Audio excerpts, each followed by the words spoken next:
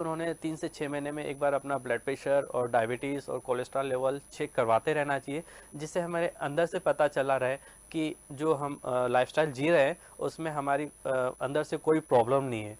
Generally कई बार ये होता है कि हम ठीक चल रहे हैं, हमें कोई प्रॉब्लम नहीं, तो हम लोग कभी चेकअप कराने की कोशिश नहीं करते हैं और यही प्रॉब्लम की वजह से हम बाद में फिर इस प्रकार की प्रॉब्लम को सफ़र करना पड़ता है। Doctor, how physiotherapy plays a role in treating the stroke? Basically physiotherapist का मेन रोल ये होता है कि जो पैरालिसिस पेशेंट है, एक साइड से बिल्कुल मूवमेंट नहीं कर पा रहे हैं, हमारा मेन काम यही होता है कि जो उनके मोमेंट लॉस हो चुके हैं जी, उनके मोमेंट्स को कैसे रिस्टोर करें और मोमेंट रिस्टोर होने के बाद उन पे कैसे कॉन्फिडेंस दिलाए कि आपको आप चल पाएंगे, आप अपने लाइफस्टाइल में वापस आ पाएंगे, आपके जो डिफरेंट डिफरेंट व्यवसाय या वर्क है उस पे कैसे जा पाएंगे, उस सब चीज़ों को रिहैबिलिटेशंस करवा के उनको अपने लाइफस्टाइल पे वापस लाया जा सकता है।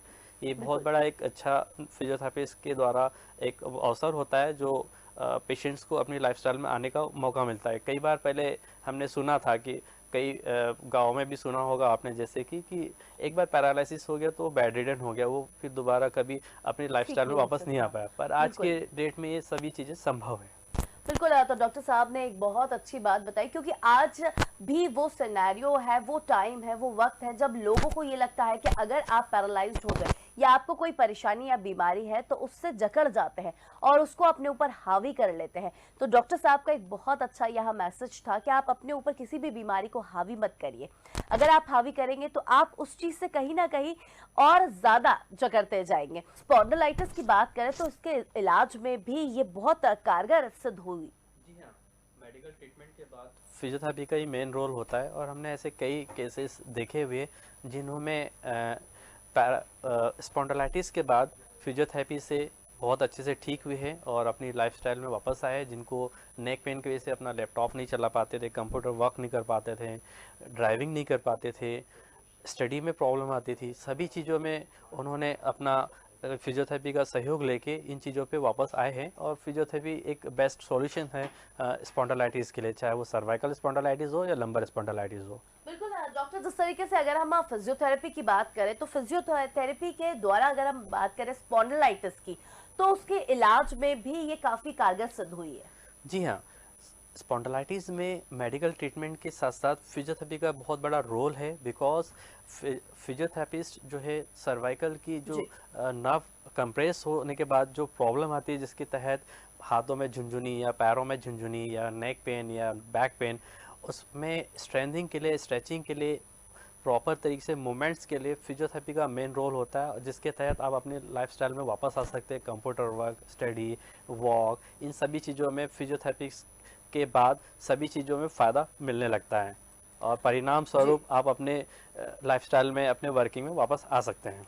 बिल्कुल डॉक्टर, जिस तरीके से फिजियोथेरेपी की बात करें, नॉर्मल जो प्रॉब्लम आजकल सब में देखी जा रही है और खास तौर पे वुमेन्स में सबसे ज्यादा, कि कमर की दर्द हो या फिर नीज की प्रॉब्लम हो, वो काफी आजकल हाँ एज जी। ग्रुप में और खास तौर पे वुमेन्स में सबसे ज्यादा देखी जा रही है। तो ऐसे में फिजियोथेरेपी कितना कारगर साबित होता है? जी हाँ, ये सब प्रॉब्लम लाइफस्टाइल से रिलेटेड और वुमेन्स वर्किंग से रिलेटेड ज़्यादा मानी जाती है, बिकॉज वुमेन्स के होम वर्क्स और घरेलू जो काम होते हैं झुकने वाले या बैड पोस्चर से रिलेटेड वाले, इनसे ये प्रॉब्लम डे बाय डे बढ़ती जा रही है। और अगर फिजियोथेरेपिस्ट के गाइडेंस में प्रॉपर स्ट्रेंथिंग एक्सरसाइज सीख कर अगर करना चालू कर दें, तो मुझे लगता है कि ये प्रॉब्लम अप टू 70 to 80% ये प्रॉब्लम सॉल्व हो सकती है, बिकॉज ये सबसे ज़्यादा लाइफस्टाइल और वर्किंग से रिलेटेड प्रॉब्लम है, मेडिकल प्रॉब्लम नहीं है।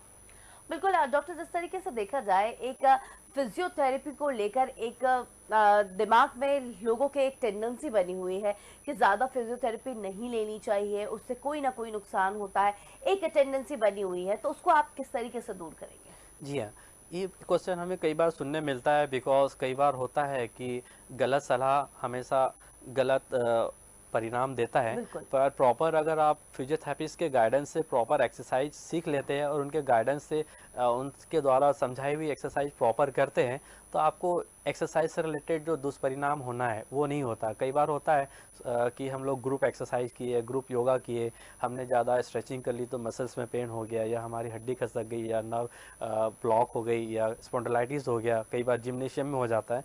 पर अगर वही एक्सरसाइज आप फिजियोथेरेपिस्ट से सीख के उनकी जी निगरानी में करके प्रॉपर करते रहेंगे तो ये प्रॉब्लम नहीं आती है। बिल्कुल। डॉक्टर, एक आखिरी संदेश जी, आप क्या देना चाहेंगे हमारी जनता को? मैं सबसे पहले तो ये बताना चाहूँगा कि फिजियोथेरेपी एक ऐसी थेरेपी है जिसमें आप बिना मेडिकेशंस के, बिना ऑपरेशंस के पूरे तरीके से ठीक होने में के कगार पे रहते हैं और ठीक हो सकते हैं और अपने आप को ठीक मेंटेन रख सकते हैं प्रॉब्लम से होने से रिलेटेड। तो सबसे ज़्यादा ज़रूरी होता है, आज की लाइफस्टाइल काफ़ी स्ट्रेसफुल और सिटिंग वर्क्स ज़्यादा होते हैं, तो सबसे ज़्यादा ज़रूरी ये है कि हर किसी ग्रुप, चाहे वो 18 ग्रुप हो, 13 ग्रुप हो या 40 प्लस हो, अपना एक बार मेडिकल चेकअप ज़रूर करवाते रहे ईयरली, जिससे हमें ये पता चले कि हमारी जो लाइफस्टाइल है या खान पान की पद्धति है उससे रिलेटेड कोई हमारे बॉडी में कोई प्रॉब्लम तो नहीं है, लाइक जैसे कोलेस्ट्रॉल लेवल जी अनकंट्रोल, डायबिटीज़ लेवल अनकंट्रोल, या ब्लड प्रेशर लेवल अनकंट्रोल। इसके साथ साथ हमारे कई बार बैड पोस्चर्स होते हैं, चलने का जो लाइफस्टाइल होता है थोड़ा डिफरेंट होता है। कई बार हमें होते हैं कि जंप करते हुए चलते हैं, या कई बार होते हैं सीढ़ी की जो बहुत ऊपर नीचे अनकंट्रोल या अनबैलेंसिंग चलते हैं। तो इन चीज़ों पे थोड़ा सा अपने को पोस्चर से रिलेटेड ज़्यादा फोकस करना होता है, और एक्सरसाइज थोड़ा आप प्रॉपर तरीके से ध्यान से करते रहे, जिससे मसल को टोनिंग बनती रहे, फ्लेक्सिबिलिटी बनती रहे। अगर आपकी मसल टोनिंग रहे, स्ट्रेंथ बनी रहे और जी फ्लेक्सिबिलिटी रहे, तो मुझे नहीं लगता है कि जो 30 प्लस के बाद नी जॉइंट्स की प्रॉब्लम आती है, लो बैक पेन आती है, सर्वाइकल पेन आती है, ये कभी हो। तो इन चीज़ों का ध्यान रखते हुए हमें थोड़ा सा स्ट्रेंथिंग एक्सरसाइज और स्ट्रेचिंग एक्सरसाइज, जिससे हमें हमारे लाइफस्टाइल को और अच्छा कर सकती है। बिल्कुल है। तो जिंदगी जीने के लिए इंसान का स्वस्थ रहना बहुत जरूरी है। तो इसी पे जिस तरीके से हमने देखा कि किस तरीके से डॉक्टर सुनील ने हमें सारी चीजें बहुत विस्तार से और बहुत खूबसूरती से यहाँ पे बताया कि किस तरीके से एक इंसान का लाइफस्टाइल होना चाहिए, फिजियोथेरेपी की क्या भूमिका है, और खास बात स्ट्रोक में किस तरीके से अपने आप का ध्यान रखना चाहिए, और उससे जुड़ी कुछ खास बातें हमने जानी। डॉक्टर सुनील, बहुत बहुत बहुत बहुत शुक्रिया आपका हमारे थैंक यू, साथ इस बहुत चर्चा बहुत में जुड़ने धन्यवाद। के लिए।